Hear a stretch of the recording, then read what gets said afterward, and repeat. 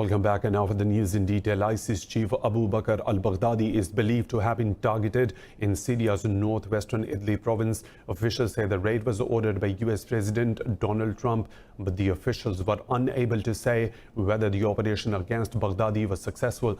White House spokesman Hogan Gilley said Trump will make a major statement today. The president gave an indication earlier on Saturday, tweeting something very big has just happened, but he didn't explain his statement any further. Fresh clashes have erupted between Turkey-led forces and Damascus-backed SDF troops in Syria's northeastern Ras Al Ain region. Turkey's defense ministry says a Turkish soldier has been killed while 5 others were wounded in the fighting. In a statement, the ministry said its forces responded to mortar and sniper attacks by the YPG fighters. War monitors have reported a highest death toll, saying 9 pro-Turkey troops and 6 SDF fighters were killed in the battle. Turkey and Kurdish forces agreed to a US-brokered ceasefire on 17th of October. Pakistanis and Kashmiris around the world are observing Black Day to mark India's illegal occupation that started on this day in 1947. Indian troops have killed around 100,000 Kashmiris, denying them the freedom mandated by the United Nations resolutions. Protest rallies, demonstrations and conferences are being held across the world to express solidarity with the people of occupied Kashmir. The 72-year struggle of Kashmiris for the UN-recognized right to self-determination is being highlighted. Kashmiri leader Syed Ali Gilani has called for a march and a sit-in in the occupied valley's capital, Srinagar. Pakistan's Prime Minister Imran Khan says India has turned the valley into the world's largest prison. He has asked the world to force New Delhi to end its illegal annexation of the territory. The valley is under India's curfew and a total communications blackout since 5th of August. Pakistan's military says it has killed over 60 Indian soldiers in response to skirmishes by New Delhi along the line of control since 27th of February. In a tweet, the Pakistan military spokesperson Major General Asif Ghafoor said many more have been wounded. The spokesperson also said several Indian Army bunkers have been destroyed in response to unprovoked Indian aggression. He said the Indian Army's artillery front positions have also been damaged. Ghafoor said 2 Indian Air Force jets were downed by Pakistan, while India destroyed 2 of its own helicopters in fear of Pakistan's army. US-led Afghan security forces say they have killed 80 Taliban fighters in Faryab and Kandahar provinces. Officials said the fighters were killed in joint airstrikes conducted in the last 24 hours. The renewed violence comes amid US envoy Zalmay Khalilzad's visit to Afghanistan. He is expected to brief Afghan President Ashraf Ghani on peace efforts. This is Khalilzad's first trip to Afghanistan since peace talks between the Taliban and the US broke down last month. Earlier, Pakistani, Chinese and Russian officials met Khalilzad in Moscow and called for the resumption of peace talks. The Taliban say unnecessary conferences will not bring peace and stability to Afghanistan. The group issued a statement as NATO holds a defense ministers meeting in Brussels to discuss Afghan war and the peace process. In a statement, the group said NATO needs to learn from its 18-year experience in Afghanistan and abandon the idea of a military victory. It said the world knows victory through foreign forces is impossible. The statement said that NATO must stop interference in Afghanistan to avoid financial loss and attacks on foreigners in the country. In Iraq, 15 more protesters have been killed in clashes with security forces as thousands took part in nationwide anti-government protests. Police say the death toll from the last 3 days of violent protests has risen to 67. Thousands of demonstrators have taken to the streets in nationwide anti-government protests. To contain escalating violence, Prime Minister Adil Abdul Mahdi ordered members of the country's elite counter-terrorism service to quell the protests. The troops fired tear gas and arrested dozens of protesters in neighborhoods surrounding Baghdad's central Tahrir Square. The overall death toll from violent protests has reached 224 over the past month. Meanwhile, the largest parliamentary bloc has left the government and joined the opposition in support of the protesters. Iran's Foreign Minister Javad Zarif has met the Yemeni Houthi spokesperson Mohammad Abdus Salam in Tehran.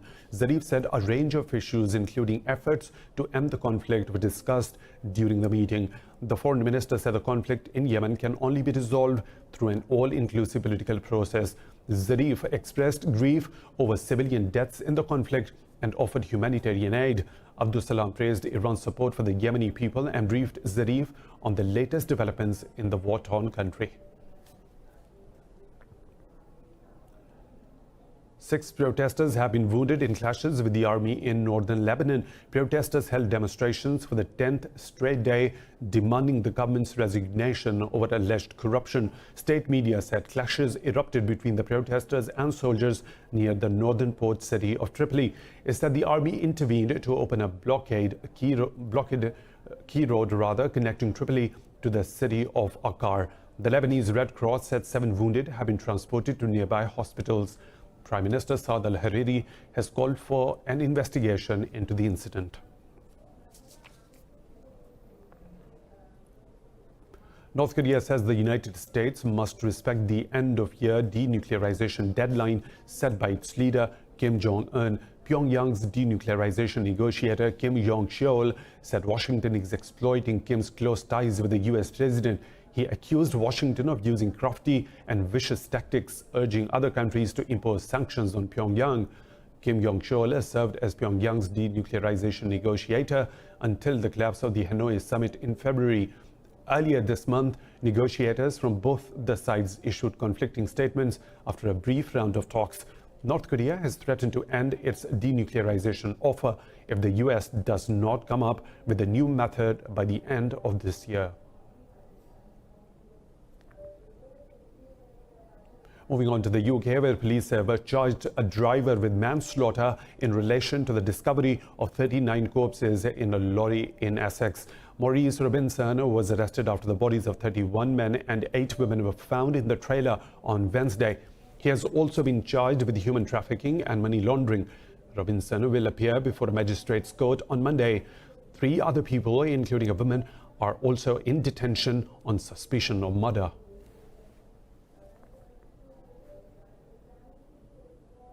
Britain's 2 political parties have joined forces to trigger a snap election on December the 9th. SNP Westminster leader Ian Blackford said it was necessary to avoid the risk of a devastating no-deal Brexit.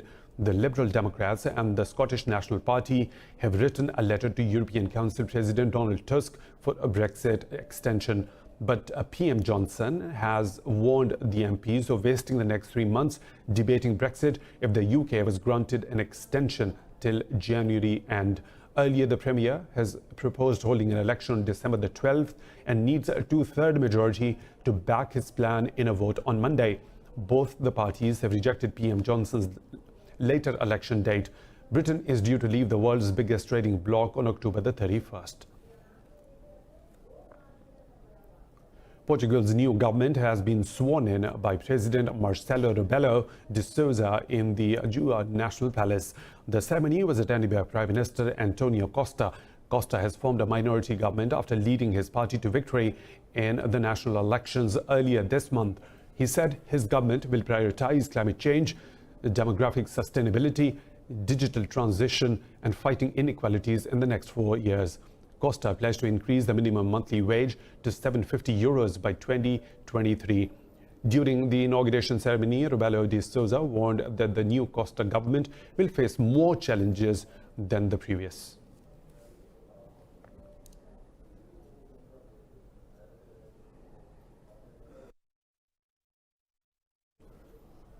In Spain, thousands of people have rallied in Barcelona for Catalonia's independence and the release of jailed separatist leaders. The majority of Catalonia's almost 1,000 mayors urged authorities in Madrid to grant the region the right to self-determination. Protests have rocked the region since a court sentenced 9 separatist leaders on 14th of October. They were prosecuted for their role in 2017 independence referendum. Subsequently, over 200 people were injured in violent protests. Spain's main parties have rejected any moves towards the secession of Catalonia. Spain will hold a national election on 10th of November.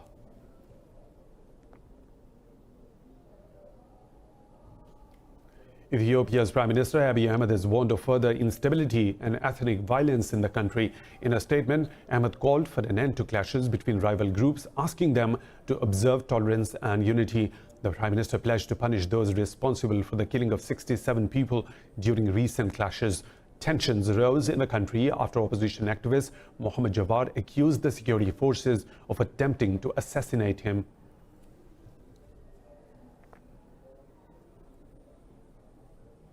Video games are generally thought of as an entertainment for boys and young men, but one group of women coders want to use this medium to teach girls to smash obstacles. What makes this story truly special is where these women are from, patriarchal Afghanistan.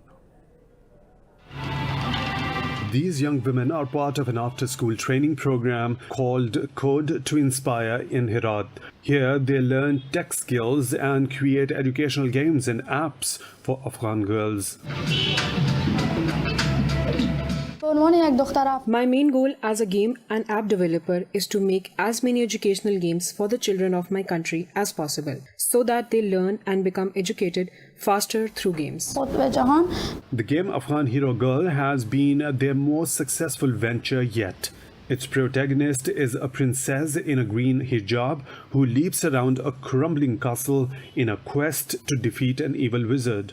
One of our most successful games is the Afghan Hero Girl game. We made this game in 6 months with 12 girls working on it. Through this game, we want to show that girls may have problems, but like the character in the game, they can jump or destroy the obstacles in their lives and eventually reach their goal.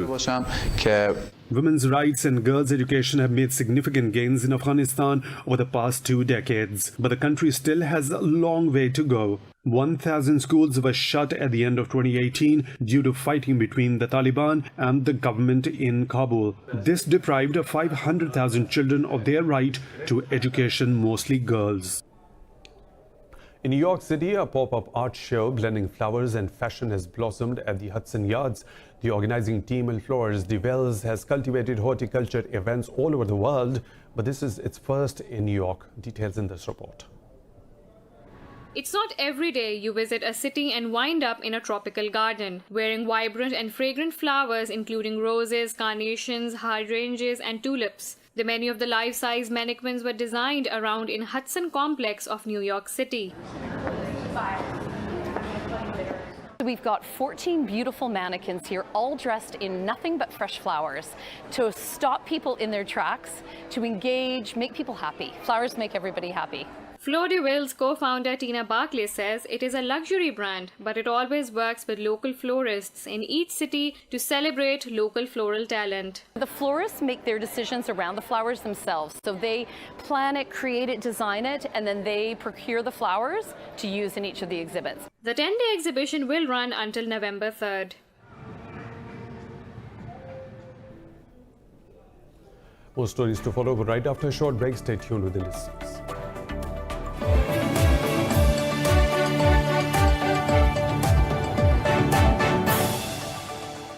American President Donald Trump is making a statement on the operation against ISIS chief Abu Bakr al-Baghdadi in Syria.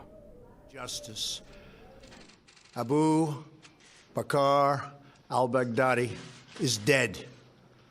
He was the founder and leader of ISIS, the most ruthless and violent terror organization anywhere in the world. The United States has been searching for Baghdadi for many years.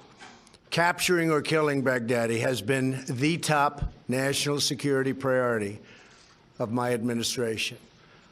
U.S. Special Operations Forces executed a dangerous and daring nighttime raid in northwestern Syria and accomplished their mission in grand style.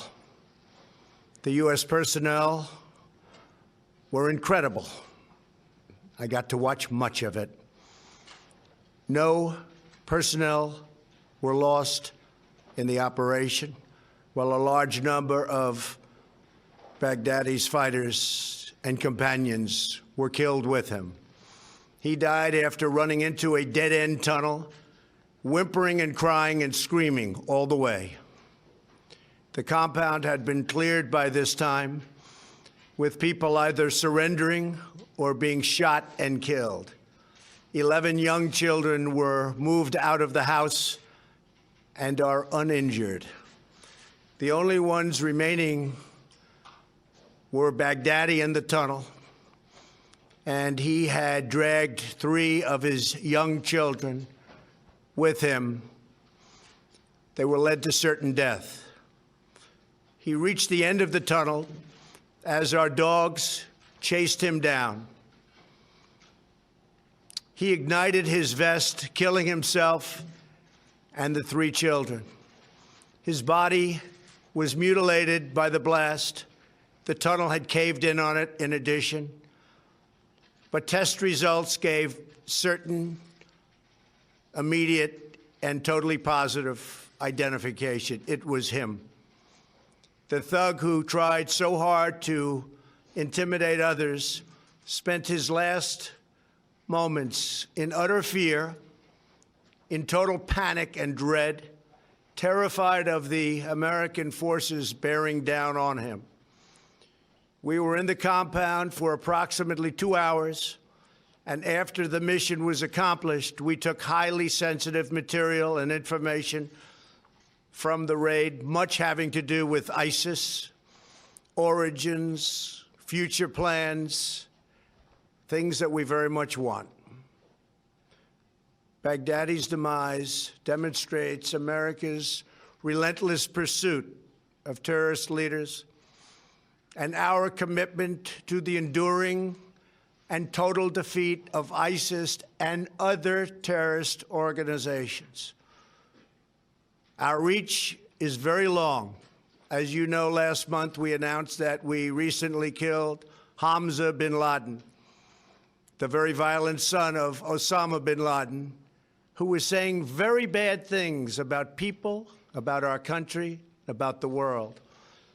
He was the heir apparent to al-Qaeda, terrorists who oppress and murder innocent people should never sleep soundly, knowing that we will completely destroy them. These savage monsters will not escape their fate, and they will not escape the final judgment of God. Baghdadi has been on the run for many years, long before I took office. But at my direction, as Commander-in-Chief of the United States, we obliterated his caliphate 100% in March of this year. Today's events are another reminder that we will continue to pursue the remaining ISIS terrorists to their brutal end.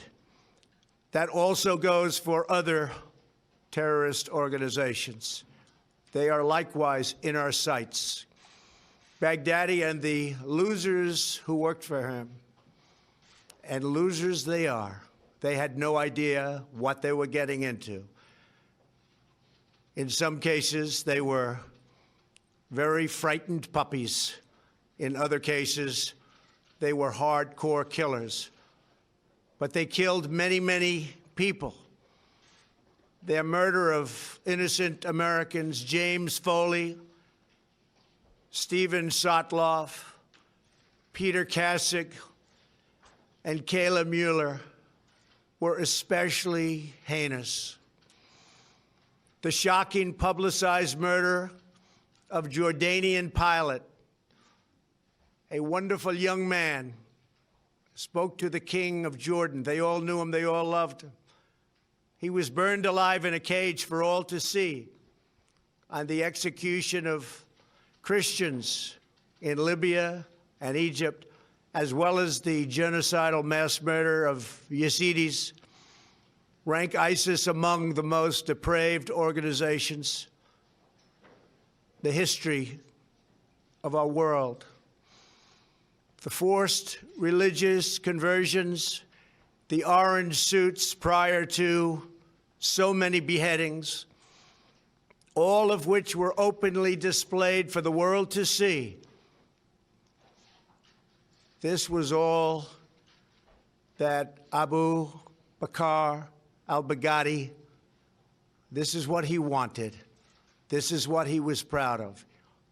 He was a sick and depraved man. And now he's gone. Baghdadi was vicious and violent, and he died in a vicious and violent way as a coward, running and crying. This raid was impeccable and could only have taken place with the acknowledgement and help of certain other nations and people. I want to thank the nations of Russia, Turkey, Syria, and Iraq, and I also want to thank the Syrian Kurds for certain support they were able to give us. This was a very, very dangerous mission. Thank you as well to the great intelligence professionals who helped make this very successful journey possible. I want to thank the soldiers and sailors, airmen and Marines involved in last night's operation. You are the very best there is anywhere in the world. No matter where you go, there is nobody even close. I want to thank General Mark Milley and our Joint Chiefs of Staff. And I also want to thank our professionals who work in other agencies of the United States government and were critical to the mission's unbelievable success. Last night was a great night for the United States and for the world. A brutal killer, one who has caused so much hardship and death, has violently been eliminated. He will never again harm another innocent man, woman, or child. He died like a dog. He died like a coward. The world is now a much safer place. God bless America. Thank you. Any questions? When did you first hear about that this was an operation was going to get started? We've had him under surveillance for a couple of weeks. We knew a little bit about where he was going, where he was heading. We had very good information that he was going to another location. He didn't go. 2 or 3 efforts were canceled because he decided to change his mind, constantly changing his mind. And finally, we saw that he was here, held up here. We knew something about the compound. We knew it had tunnels. The tunnels were dead end for the most part. There was one we think that wasn't, but we had that covered too, just in case. The level of intelligence, the level of work was pretty amazing. When we landed with 8 helicopters, a large crew of brilliant fighters ran out of those helicopters and blew holes into the side of the building, not wanting to go through the main door because that was booby-trapped. And it was something really amazing to see. I got to watch it along with General Milley, Vice President Pence, others in the Situation Room. And we watched it so clearly. How did you watch this? Well, I don't want to say how, but we had absolutely perfect, as though you were watching a movie. It was that and the technology there alone is really great. A big part of the trip that was of great danger was it was approximately an hour and 10-minute flight, and we were flying over very, very dangerous territory. In fact, some of our leaders said that could be the most dangerous, flying in and flying out. And that's why last night we were so quiet about it. We didn't say anything, and I didn't make my remark until after they had landed safely in a certain area. But the flight in, the flight out was a very, very dangerous part. There was a chance that we would have met unbelievable fire. Russia treated us great. They opened up. We had to fly over certain Russia areas, Russia-held areas. Russia was great. Iraq was excellent. We really had great cooperation. And you have to understand, they didn't know what we were doing and where we were going exactly. But the ISIS fighters are hated as much by Russia and some of these other countries as they are by us. And that's why I say they should start doing a lot of the fighting now, and they'll be able to. I really believe they'll be able to. Yes, Jennifer? Can you say what role the Kurds played in this, just generally? They gave us not a military role at all, but they gave us some information that turned out to be helpful, the Kurds. And can you tell us what the role of Turkey might have been in Iraq? Who? What was the role of Turkey? How did they help? Turkey, we dealt with them. They know we were going in. We flew over some territory. They were terrific. We'll be back after some time with the headlines of the hour.